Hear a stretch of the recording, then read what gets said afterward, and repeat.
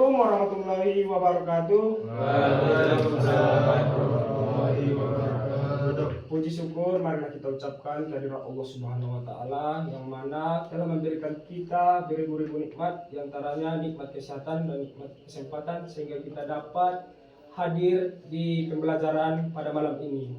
Salawat dan salam tidak lupa dan tidak pernah bosan-bosannya kita kirimkan hero junjungan alam yakni Nabi besar Muhammad sallallahu alaihi wasallam yang berlafazkan Allahumma sholli ala sayyidina Muhammad wa ala ali sayyidina Muhammad.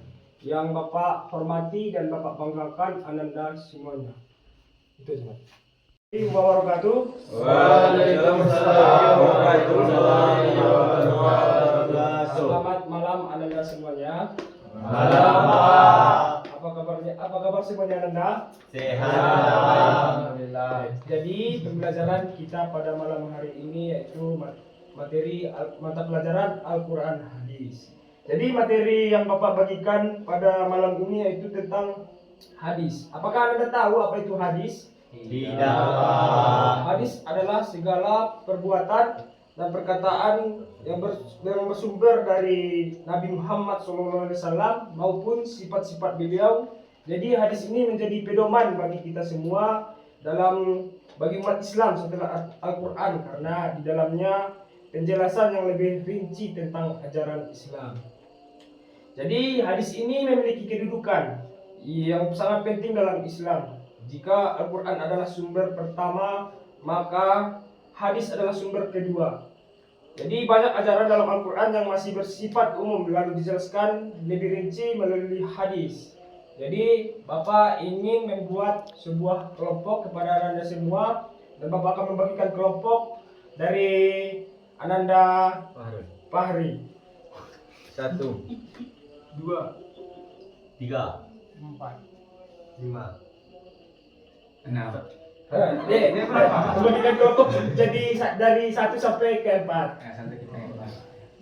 Ulang lagi berarti Pak? Ya, dari 1 2 3 4 1 2 3 4 1 2 3 4 1. Oh udah. Oke, makasih Anda semuanya. Jadi Bapak akan membagikan satu per kelompok itu materinya dan Anda semua mendiskusikannya dan mempresentasikannya. Kepada Anda semuanya duduk per kelompok. Oke Pak. 3 di tengah 3 di tengah. 1 di mana Pak? Oh, 1, 2, 3, 4. Oh iya siapa? 2.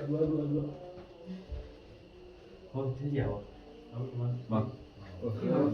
Iya. Apa yang tadi kan? Ya. 3. Tidak saya Maju. Apa sudah naik gue?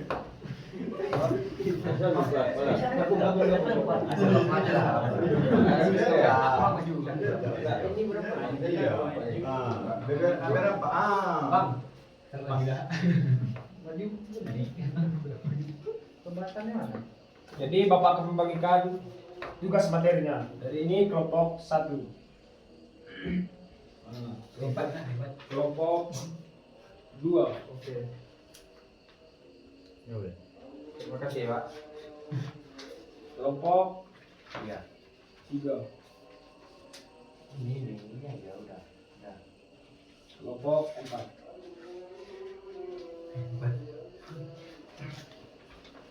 Jadi Anda semua, Bapak minta kepada Anda semua ingin menganalisis dari penjelasan yang ada di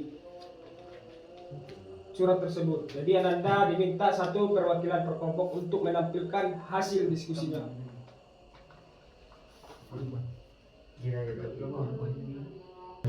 Bareng bro. Coba ngomong. Jadi dia bacain aja. menjelaskan aja bang kayak biasa. Aduh dia. Ada itu? Ada apresiasi. Ada yang apresiasi ya. Sana maka ada ikon lah tadi nak. Iya, kan kami sama-sama bina materi. Enggak sama. Ini aku sama. Kelompok 2 Iya ini saya punya bang. Berarti 3 kelompok. Ini doang. dua bang. Kok kelompok 2 lah? Double. Oh, mungkin calon krim itu. Itu dia bang. Itu ini Sanad matan rawi. Oh, itu enggak unsurnya itu. Oh enggak, ini beda. Sanad rawi kan. Oh ini. Macam hadis.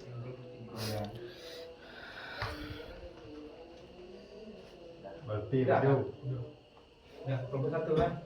Satu dulu. Nanti kok aku buat ini.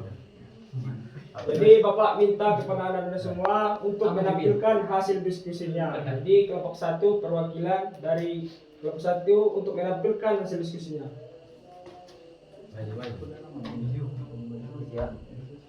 Berarti aku di sini. Baik kawan-kawan, di sini saya akan menjelaskan sedikit tentang hasil diskusi dari kelompok 1, yaitu tentang pengertian hadis.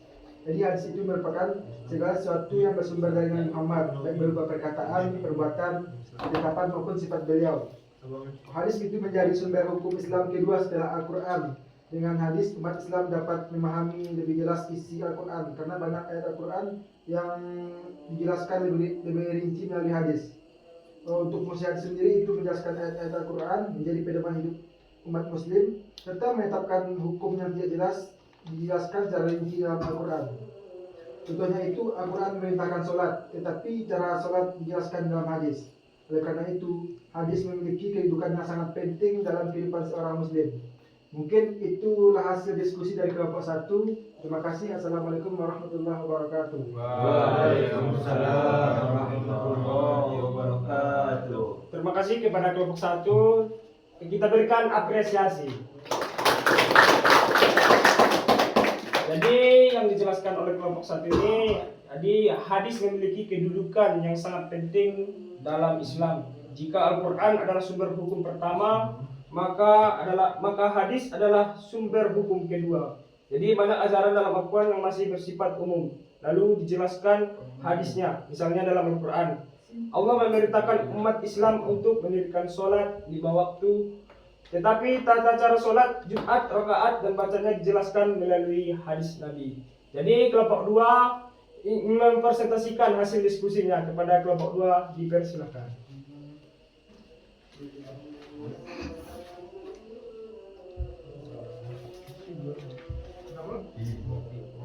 Baik, kami dari kelompok 2 akan mempresentasikan hasil diskusi kami, yaitu hadis memiliki 3 unsur utama. Yang pertama itu ada sanad. Nah, sanad ini adalah rangkaian orang yang meriwayatkan hadis dari awal sampai akhir. Sanad ini penting untuk mengetahui apakah hadis itu benar-benar berasal dari Rasulullah. Yang kedua ada matan. Matan ini adalah isi atau teks hadis yang berisi perkataan, perbuatan, atau ketepatan Rasulullah. Dan yang ketiga ada rawi. Rawi ini adalah orang yang meriwayatkan hadis. Contohnya hadis yang diriwayatkan oleh Imam Bukhari, berarti beliau ini adalah disebut dengan rawi. Nah, ketiga unsur ini sangat penting agar hadis dapat dipahami dan diketahui keasliannya, atau bisa disebut hadis itu sebagai hadis yang sahih. Dan itu saja hasil diskusi kami dari kelompok 2. Sekian, wassalamualaikum warahmatullahi wabarakatuh. Waalaikumsalam warahmatullahi wabarakatuh. Kita berikan apresiasi kepada kelompok 2. Selanjutnya kelompok terakhir, yaitu kelompok 4. Kelompok 4 kepada kelompok 4 dipersilakan. Aku maju.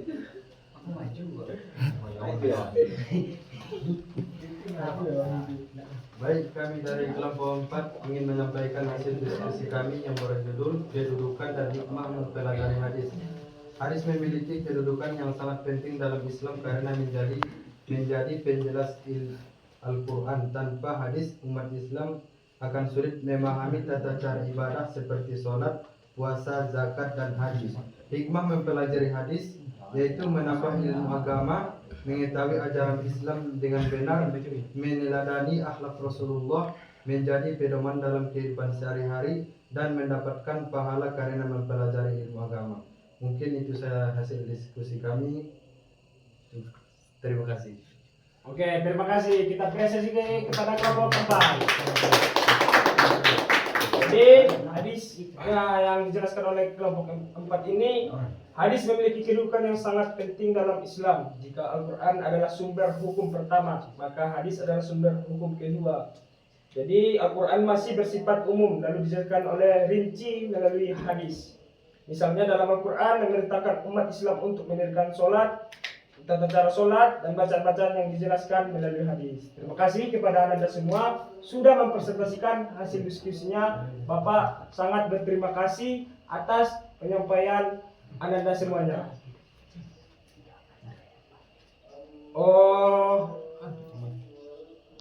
Mungkin itu saja pembelajaran kita hari ini. Saya Bapak minta maaf atas segala penyampaian materi atau perkataan dan perbuatan Bapak pada pembelajaran hari ini. Saya tutup dengan Assalamualaikum warahmatullahi wabarakatuh. Waalaikumsalam.